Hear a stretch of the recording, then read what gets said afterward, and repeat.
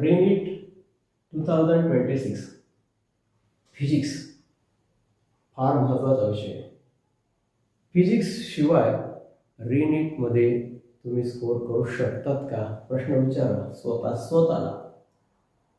फिजिक्समध्ये अतिशय महत्त्वाचा topic nuclear physics.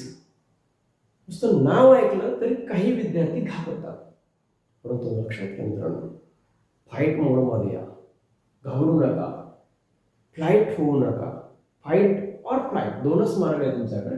तर फाईट करा, इम्पॉर्टंट टॉपिक्सवर फोकस करा न्यूक्लिअर फिजिक्सच्या.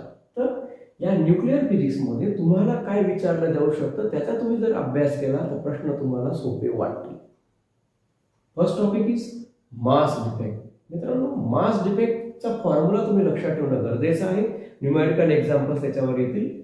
बाइंडिंग एनर्जी अतिशय महत्त्वाचा टॉपिक आहे.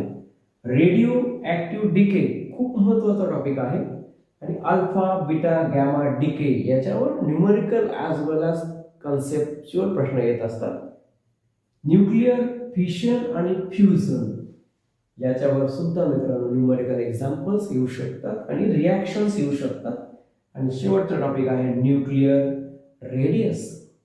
पुन्हा एकदा नीट बघा, न्यूक्लिअर फिजिक्सवर तुम्हाला 2 किंवा 4 प्रश्न, कमीत कमी 2, जास्तीत जास्त 4 प्रश्न येऊ शकतात. जर समजा न्यूक्लिअर फिजिक्सवर 2 प्रश्न जरी आले तर तुम्ही 8 गुण घेऊन पुढे जाऊ शकता फिजिक्समध्ये. पुन्हा एकदा टॉपिककडे नजर ठेवा. Mass defect, binding energy, radio active decay, alpha beta gamma decay, nuclear fission, nuclear fusion and nuclear radius. तर खूप छान टॉपिक आहेत. त्यांची तयारी करा मित्रांनो आणि नीटमध्ये यशस्वी व्हा.